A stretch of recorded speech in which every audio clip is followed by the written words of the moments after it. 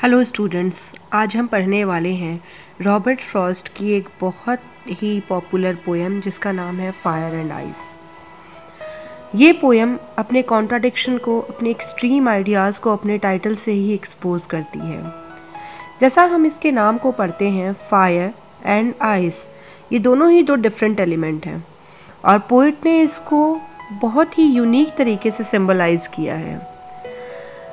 World कैसे ख़त्म होगा, वर्ल्ड कैसे कंटिन्यू करेगा, वर्ल्ड कैसे प्रिवेल करेगा और वर्ल्ड कैसे डिस्ट्रक्ट करेगा, ये अपने आप में हमेशा ही क्यूरियोसिटी का सब्जेक्ट रहा है। कहते हैं अराउंड 2000 ईयर्स अगो बाइबल में वर्ल्ड के डिस्ट्रक्शन की एक अपनी अलग थ्योरी बताई गई थी। इसमें ये डिटेल से बताया गया था कि कैसे एक प्रोफेटिक विजन है वर्ल्ड के एंड होने का, और इसी टॉपिक को पोएट रॉबर्ट फ्रॉस्ट ने अपने आइडियाज़ के साथ मिक्स किया है और रिजल्ट आया है एक सुंदर पोएम का जिसका नाम है fire and ice. Fire and ice, इन दो एलिमेंट्स को पोएट ने बहुत ही ब्यूटीफुली डिपिक्ट किया है। इस पोएम को जाना जाता है इसकी सिंप्लिसिटी के लिए और इसके मैसेज के लिए। जब हम इस पोएम को डीपली सुनते हैं, पढ़ते हैं और समझने की कोशिश करते हैं तो ये पाते हैं कि ये पोएम जो है अपने आप में एक विविड कॉन्सेप्ट लेकर चलती है। फायर एंड आइस पोएम की सीरीज जो है वो 9 लाइन्स में चल रही है। ऑल्टरनेटिंग बिटवीन राइमिंग साउंड्स हैं इसमें ABA, ABC, BCB, और राइमिंग समरी लेते हुए ये पोएम आगे बढ़ रही है। इस पोएम की स्टार्टिंग लाइन है, Some say the world will end in fire, some say in ice। In first few lines में पोएट ने कुछ डिसएग्रीमेंट को बताया है जो जनरल सोसाइटी में प्रिवेल करता है। वर्ल्ड के एंड होने को लेकर कई सारे एक्सप्लेनेशन, कई सारी थ्योरीज दी गई हैं, जिनमें से दो जो थ्योरीज हैं वो कहती हैं कि आधे लोगों का मानना है, आधे लोगों की व्यूज़ हैं कि वर्ल्ड जो है वो फायर से ख़त्म होगा, और आधे लोगों का ये मानना है कि वर्ल्ड जो है वो आइस से ख़त्म होगा। अगर हम ज्योग्राफिकली इसको समझने की कोशिश करते हैं तो हम ये कह सकते हैं कि कुछ लोगों का कहना है कि वर्ल्ड जो है वो न्यूक्लियर डिजास्टर से ख़त्म होगा और कुछ का कहना है कि वर्ल्ड जो है वो क्लाइमेट चेंज से ख़त्म होगा। पोएट ने फायर और आइस को सिंबॉलिकली यूज़ किया है और बहुत ही क्लियर तरीके से बताया है कि जो वर्ल्ड है वो फायर और आइस दोनों से तो खत्म होगा, लेकिन दोनों के बारे में उसकी अलग अलग ओपिनियन है। फायर एक्सट्रीम डिजायर को बताता है और आइस जो है वो हेट्रेड को समझाता है। From what I have tasted of desire I hold with those who are with fire. Here the speaker provides their own opinion. They equate fire with desire, which is to suggest that it is equal with passion, with greed, with rage, fire being used as metaphor for strong consuming emotions such as desire। Poet कहते हैं कि मुझे लगता है कि अगर दुनिया ख़त्म होगी तो मैं फायर वालों का साथ देता हूँ, क्योंकि फायर जो है वो ये बताती है एक्सट्रीम डिज़ायर्स को, वो यहाँ पे सिंबॉलिक है, वो प्रेजेंट कर रही है एक्सट्रीम डिज़ायर्स को।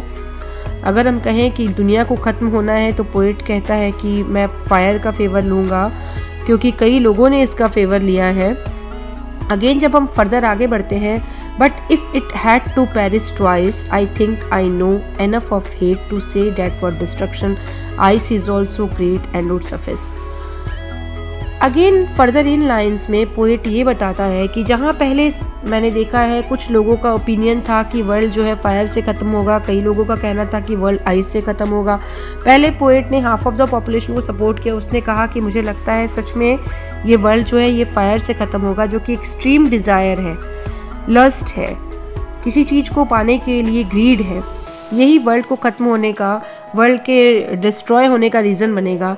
लेकिन पोएट कहता है कि जब मैं फर्दर आगे बढ़ता हूँ और आइस की तरफ जाता हूँ तो मुझे लगता है ice is equally as dangerous as the fire is, क्योंकि आइस यहाँ पे क्या बताती है, आइस यहाँ पे हेट्रेड को बताती है, कोल्डनेस एंड इमोशंस को बताती है। जहाँ फायर या डिज़ायर लव की अबंडेंस को बताता है, वही आइस जो है वो ये बताती है कि there is no love, no affection, no kind of attachment in the world and that will be the reason of its destruction. अगर हेट्रेड बहुत ज़्यादा होती है, नफ़रत बहुत ज़्यादा होती है, तो वो भी दुनिया को ख़त्म करने के लिए काफ़ी है। इसके लिए किसी प्रलय या तूफ़ान या आंधी की ज़रूरत नहीं है। इंसानों के अंदर जो नफ़रत बढ़ रही है, जो एक दूसरों के लिए इंसान के अंदर जज्बातों की जो कमी आ रही है, वो भी वर्ल्ड के ख़त्म होने का एक बहुत बड़ा रीज़न बनेगा। पोएम जो है बहुत सिंपल है, बहुत कम लाइंस में पोएट ने अपने ओपिनियन को, विविड डिस्क्रिप्शंस को क्लियरली आपके सामने रखा है। दो डिफरेंट आइडियाज़, फायर और दो डिफरेंट एलिमेंट, फायर और आइस, दोनों को पोएट ने आपके सामने रखा और दोनों के बारे में बताया। जहाँ फायर इंसानों की एक्सट्रीम डिज़ायर को बताती है, वहीं आइस रिलेशनशिप में आई कोल्डनेस को बताती है, हैट्रेड को बताती है। और पोएट कहता है कि यही दो चीज़ें हैं जो वर्ल्ड के ख़त्म होने का रीज़न बनेंगी। पोएम बहुत सिंपल है, इसमें पोएट ने बहुत क्लियरली अपने आइडियाज़ को आपके सामने रखा है। इसमें से अक्सर ये पोएम में से क्वेश्चंस जो बोर्ड एग्ज़ाम में हम देखते हैं, that is what is the fire signifies, fire क्या सिग्निफाई करती है, फायर क्या बताती है, what is the ice referred here, ice यहाँ पर क्या बताते हैं।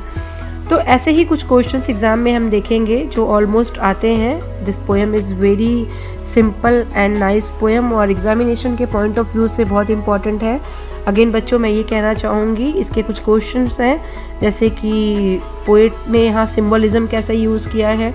सिंबॉलिक है यहाँ पे फायर और आइस, जिसको पोएट ने बहुत ही क्लियरली बताया है। फायर क्या सिग्निफाई करती है, तो हम बता सकते हैं फायर यहाँ पे एक्सट्रीम डिज़ायर्स को सिग्निफाई करती है। अगेन एक क्वेश्चन आता है, आइस क्या सिंबलाइज करती है, आइस जो है वो हैट्रेड को सिंबलाइज करती है।